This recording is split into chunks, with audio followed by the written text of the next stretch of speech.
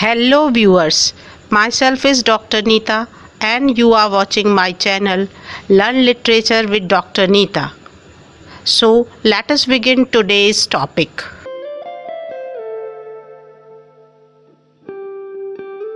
Hello dear students, today we would learn about new criticism and Russian formalism.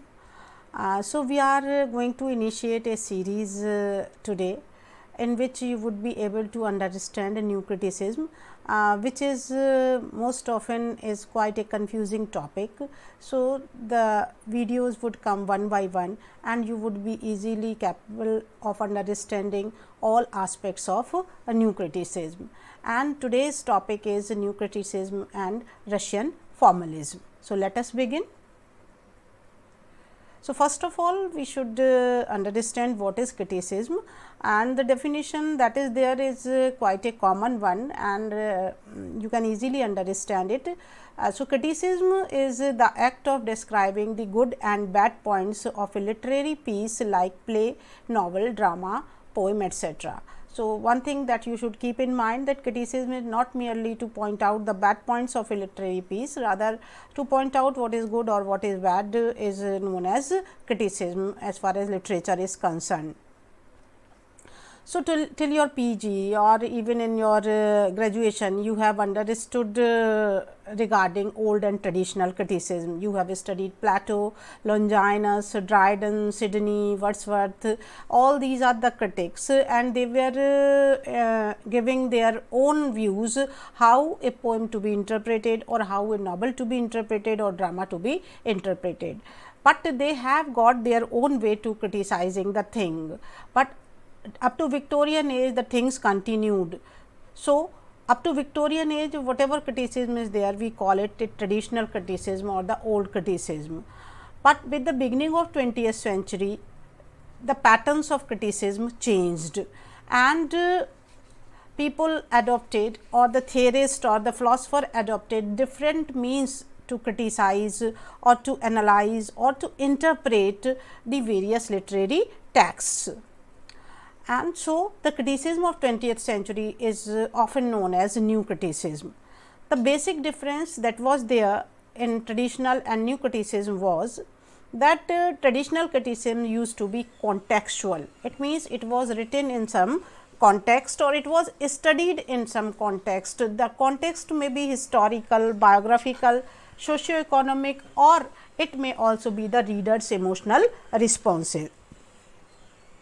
This all of you may very well understand. Whenever you are studying Pride and Prejudice or you are studying Rape of the Lock by Alexander Pope and Pride and Prejudice by Jane Austen, whenever you study or you try to interpret the things, you go to the historical background, you come to know about the socio-economic conditions of that particular age. We also come to know about the author and his biography and its impact on the piece of literature which he or she is creating. So, the literature that was interpreted in some context may be historical or like that. So, that was traditional form of criticism. But what happened in the beginning of 20th century, something has happened that the context become unimportant in comparison to text. The people or the philosopher or the theorist of 20th century believed that there is no need of context and the literature can be interpreted merely on the basis of the text. It means text means whatever is written on that particular page. It means the words, various forms of literature, literary devices, language, symbols, metaphors, they may be studied and on the basis of that the literature may be interpreted. In their opinion, there is no need of understanding the biography of author, the historical background, the socio-cultural background of the age, etc. These things are not at all considered important by them. So, their stress was on the text, while old criticism talked about the background also. Another important difference was that the old and traditional criticism used to be aesthetic and subjective methods and approaches were used in that, while new criticism the criticism become quite systematic, or rather should I say scientific, and the objective methods and approaches were used to analyze even literature.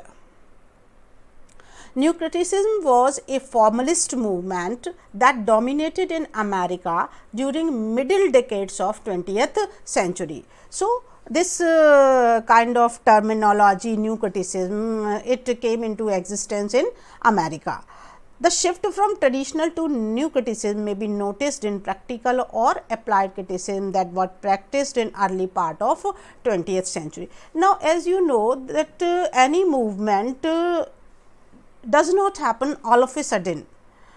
There are some preparation, or the preparatory grounds are also there, and gradually after preparation of a few years the movement comes into existence.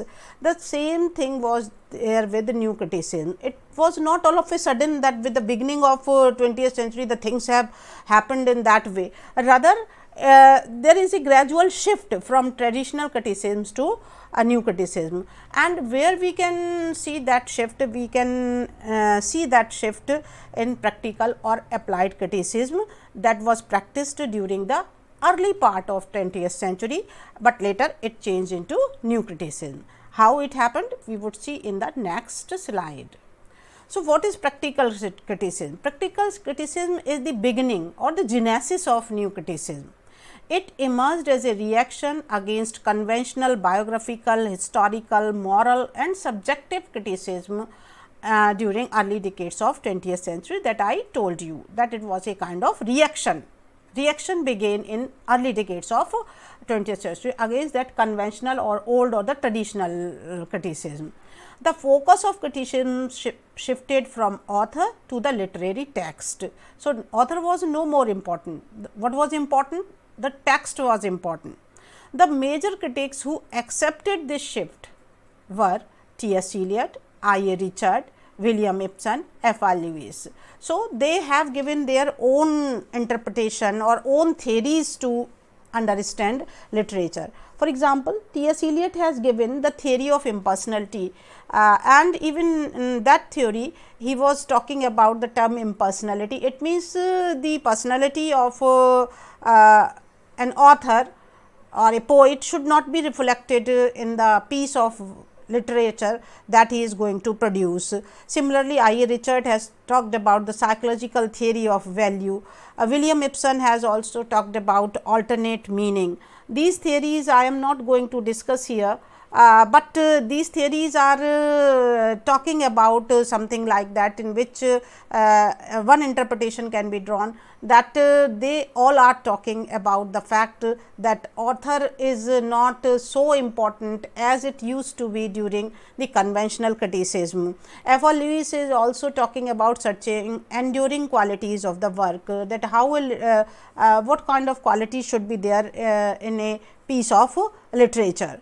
So, I am not going to discuss, as I told you, these theories here, because they are not the part of our new criticism, but this thing you should keep in mind, that these critics, these were merely the representative critics of that period. Other critics were also there, other poets and dramatists were also there. They were also having the same feelings as these four representatives were having. They may be divergent in their approaches, they may have the diverse kind of view regarding the interpretation of literature, but one thing is common in all the four. What is that? They all four are talking about rejection of biographical and historical methods of criticism. It means they were all against the author oriented view of interpreting literature. These approaches were important to the development of new criticism. So, this is the beginning of new criticism, and they begin to say that the author is not so significant as he or she is considered to be. Rather, they should focus on the text. So, this is a diagrammatic representation of the various school of criticism. Previously, the traditional criticism from Plato to Victorian age. After that, practical criticism by T. S. Eliot, I. A. Richard during early decades of 20th century. After that, both these things that we would discuss just after this slide, Russian formalism and new criticism. New criticism was there in America, and Russian formalism, as I told you, in Russia. Both these movements were simultaneously going on in the different parts of the world. So, formalism and new criticism and formalism both emerged almost simultaneously in the beginning of 20th century. Formalism emerged in Russia and Poland and also in other parts of the world, while new criticism emerged in America and later it extended to England. Theories of Russian formalism and new criticism are similar in nature. They are similar in nature in a number of respects, though these are not identical. It means certain qualities are common in Russian formalism and new criticism. Both the theories rejected writer and the context, as I told you, and considered text to be the only thing for critical analysis. All of them were agreeing on the fact that text is the only one thing that could be seen, that could be critically analyzed. Their approach was to analyze literature according to devices. They were talking about devices that were used in a particular literary work. Devices, which devices? The literary devices that were used in literary work, and they say that the literary work is different from the common work because of the use of these devices, and that is why that they call the literariness of the text. The text has become literary because of the use of these devices, and that is why we should think, or we should analyze, or we should interpret these devices to understand literature. Formalism rose to prominence in early 20th century as a reaction against Marxist interpretation of literary text. So, formalism, as I told you, that emerged in Russia, and during those days Marxist theory was quite popular, and people were just interpreting any piece of literature in relation to society, in relation to class in society, and formalism was a kind of reaction against that. They were not satisfied merely by the fact that each and every piece of literature should be viewed with the Marxist interpretation. So, they removed that context, and they tried to think about the text which was there. But new criticism was a reaction against biographical and historical criticism. Both of them were similar in that sense that both of them were stressing on the fact that author is not at all important, rather the text is important. Difference between Russian formalism and new criticism. Russian formalism, as I told you, emerged during the early decades of 20th century, but it was forcibly suppressed under political pressure in 1930. It focused on the practical dimension of the work because it was practical formalism. The form, it is formalism, it means the form is thought to be more important. The form of what? The form of the literary work was considered to be more important than the content which was written there. So, they were talking about the various literary devices used in the text were studied to understand its literariness. So, the devices are making a piece of literature literary, and that is why devices are to be studied. The main exponent of formalism was Tchaikovsky and Roman Jakobson. Now, the new criticism. The aim of new criticism is to define, enjoy and appreciate the aesthetic or the characteristic value of literature. They were not thinking in the term of some moral in literature. They were studying literature, or in their approach the literature is to be studied merely for the sake of aesthetics, aesthetic pleasure, or for its beauty it should be appreciated, and where the beauty of literature lies, it lies in the devices which are used in it. New criticism, according to new criticism, meaning exists in text itself. So, words on the pages are significant, not the author.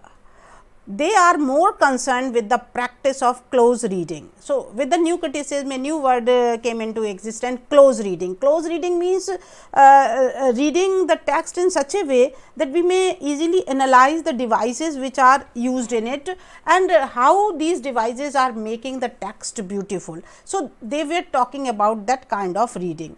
The main exponents of new criticism were Alan Tate, John Crow Ranson, Kenneth Brooke Ipsum, and F.R. Lewis. Now, Russian formalism we would discuss in a little bit detail here. Formalism developed in different parts of the world independently, but the most well known types of formalism was Russian formalism that I told you. It emerged as a reaction against Marxist literary theory, which aimed only to interpret the role of society in literary text and text in society. So, people were not satisfied that merely by analyzing a literary piece of work merely with one angle. Formalists opposed the historical, sociological, biographical and other extrinsic approaches. Extrinsic means externally put on that. So, they were not at all interested that a piece of literature should be analyzed historically, sociologically, biographically. They were not at all interested in all these things. They laid stress on the formal devices of a literary work such as rhythm, meter, rhyme, metaphor, symbol, syntax and other narrative techniques, how they were used. It should be analyzed according to formalists, because they were talking about form. So, form is made up of rhythm, meter, rhyme, metaphor, symbols, narrative techniques, etc. So, that should be studied. Formalist literary theory is closely associated with structuralism of 20th century, and later on this Russian formalism gets converted into structuralism. Russian formalism, it emerged with the cumulative efforts of two groups, Moscow Linguistic Circle that was formed in 1915. And it is considered to be the starting point of formalism, and the prominent theorists of this group were Roman Jakobson, Osip Brick and Boris. So, in Russia there were two groups. Russian formalism was promoted by two groups, one was the Moscow Linguistic Circle and another was the Society for Study of Poetic Language. It is abbreviated as OPOGAZ in Russian. It was founded in 1916. The leading figures of this book were Victor Sosky, Boris Ishbaum and Yuri Chenvo. And now, what are the tenets, what are the statements of Russian formalism? As literature is made of language, linguistics should be considered a basic and foundational element of the science of literature. Now, see, they were talking about the science of literature. As in scientific studies, we used to study the object by dissecting it, by analyzing its different parts. Similarly, they were saying that the science of literature could be understood by understanding the language. So, its a linguistic study should be made. It was the statement. It means the language part, the techniques that were used in with the help of the language, they should be studied. They also say that literature is a special mode of language different from the ordinary language. That I told you that they were talking about literariness, that what is the difference between the ordinary language and the language used in literature, that is what they call literariness. So, literariness is included in literature with the help of those devices. So, they were talking about those devices. Again, ordinary language is simply used for communication, while literary language is self-reflexive and possesses literariness. This term has been used by Roman Jakobson. It means the quality of literature that can draw the attention of the reader. It is formal devices. Literariness is achieved through the use of certain methods, devices and technique in the text. So, one should focus on those methods, those devices, those technique which form the literature, piece of literature, and that is why it is formalism. Such use of language makes the text strange and unfamiliar in a given context. Victor Sosky used the term defamiliarization to denote it. So, this is quite a familiar term, defamiliarization, which is used by Victor. So, they say that what is the difference between the text used in ordinary language or the language for communication and the literary language. What a poet or the author does, he uses such language that it is defamiliarized. Defamiliarized, it is not familiar kind of language, it is defamiliarized with the use of those methods and devices, and so they make the language unfamiliar in a given context. The formalist approach of a text enables the reader to undertake an attentive reading of the text to interpret the things. So, formalists are also saying that one should to understand a piece of literature, one should involve in the attentive reading of the text, only then they can interpret the things. So, it is quite obvious if we want to interpret the thing on the basis of the devices and techniques, we have to be attentive in our reading. Now, concept of defamiliarization, it is quite a common concept in formalism. It implies that the literary language make use of the devices like metaphor, imagery to make acquainted issues unfamiliar. For example, you have seen sun every day, it is emerging and coming out in the sky, but when a poet is looking at the sun, he is weaving a poem around it, and he is using different metaphors, comparisons, and he is using the poetic language, rhyme and rhythm, and he has woven a poem around it. So, what he has done?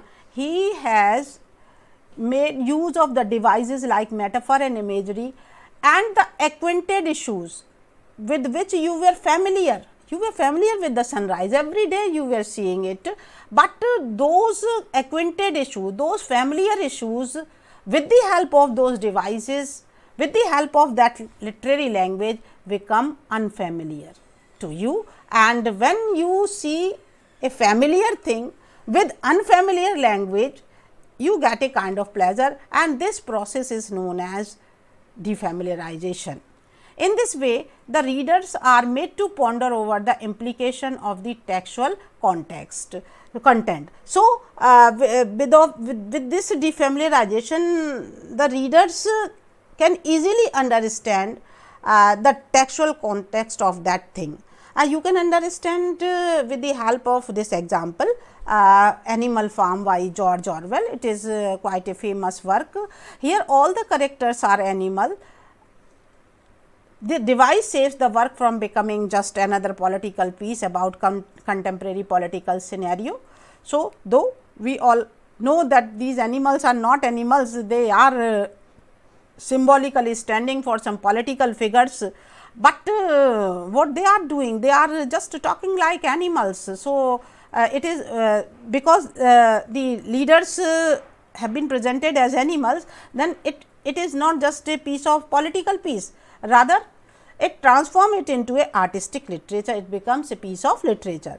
Defamiliarization not only forces the audience to see Animal Farm as art, but allows the audience to distance themselves from the seriousness of the masses, so that the piece can be enjoyed as art. So, as they have talked about political leaders in the guise of animals, I should say. So, audience are not burdened about the seriousness of the matter, that this is a political thing and we should seriously understand. They are just reading it or enjoying it, and they are not at all worried what message they should convey through that piece of work. They are enjoying it as art. Now, new criticism. The genesis of new criticism can be found in the work of I. A. Richard, William Ibsen and T. S. Eliot. I told you. Later practitioners and proponents include John Crowe Ramsden, Kenneth Book, Alan Tate, Robert Penn Warren, Rene Vallick and William Wimsatt. The term new criticism was coined in 19th century, but it gained its popularity, this you should keep in mind, with the publication of John Crowe Ramson's book The New Criticism. It was published in 1941, in which he provided an overview of the work of new critics. And what was there in the book? He provided the overview of the work of new critics. And who were those new critics? They included I. A. Richard, T. S. Eliot, William Ibsen, etc. And in this book,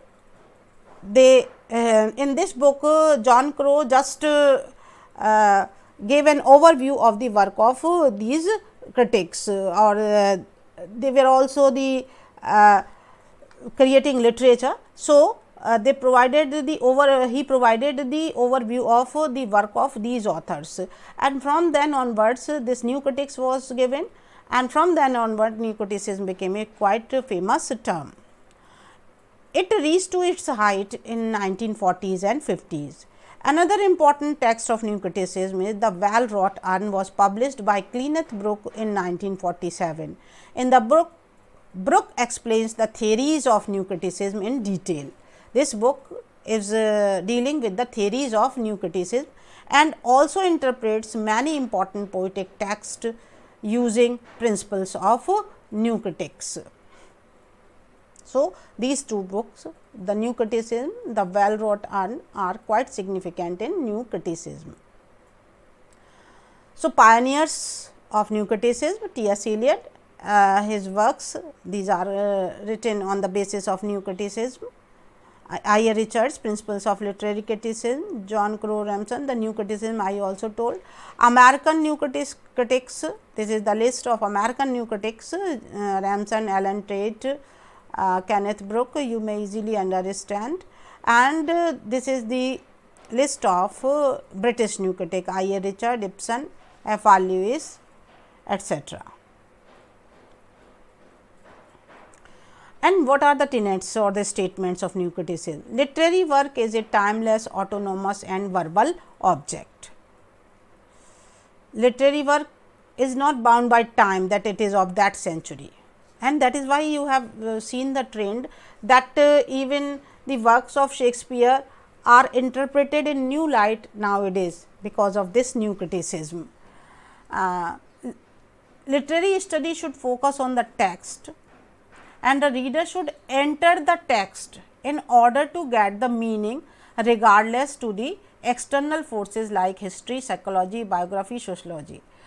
It means from extrinsic approach he should come to the intrinsic approach. The reader should enter the text and he should try to get the meaning apart from all those external factors like history, etc. The form of literary language is inseparable from its content and its meaning. What a text means and how it means are one and the same. So, they are also stressing the language, because language is inseparable from its content and its meaning. What a text means and how it means are one and the same thing. The literary work is an ideal and organic whole in which all elements contribute to create an indivisible unity. So, new critics say that literary work is an ideal and organic whole in which all the elements, it means which elements, the rhyme, the rhythm, the meter, the metaphors, the techniques, and all of them combinedly make an indivisible unity. Each and every work has its own unity. The complexity of a work is often the result of multiple and contrasting meanings, which are produced by such devices as irony, paradox and ambiguity. So, a work, any piece of work may have multiple meanings, it may have contrasting meaning. One person is interpreting the thing in one way, another may be interpreting in just an opposite way, or one person may find multiple meanings in a literary work. Why it happens? Because of the use of the devices, literary devices like irony, paradox, ambiguity, etc. So, one should enter into the text and try to find out those devices which are making a piece of literature so beautiful. New criticism assumes that a text is an isolated entity that can be understood through the tools and techniques of close reading. So, new critics are always talking about close reading. Close reading is, again, what is that close reading? Enter into the text and try to find out those techniques. It maintains that each text has a unique texture and assert that what a text say and how it are inseparable. That I have already told you that what a text says and how it says, what the text is conveying and how it is conveying, they are inseparable. How it is conveying includes the techniques. It highlighted how a work of literature functioned as a self-contained and self-referential aesthetic object. So, a piece of literature is always a self-contained and self-referential aesthetic object. It does not matter to which period of time it belongs. Meaning is to be searched in the text, not in readers' emotional reactions. Now, again, this is the affective fallacy, and the term has been given by Wimsatt and Beardsley. They say that the meaning of the text should not be searched in readers' emotional reaction. No, the text in itself is complete and you should try to find out the meaning in the text itself. So, this is called the affective fallacy. The text can be appreciated without turning to author's intention. So, neither the reader's emotional reactions are significant according to the new criticism, nor the author's intention are significant, and this is known as the intentional fallacy, in which the author's intentions are not considered important. Without understanding author's intention, a text can also be appreciated. It believes in the principle for art's sake, as it may lead to objective and close reading. So, thanks for patience listening. I think you would be able to understand new criticism and Russian formalism, because they would make a background to the further theories like structuralism and post structuralism.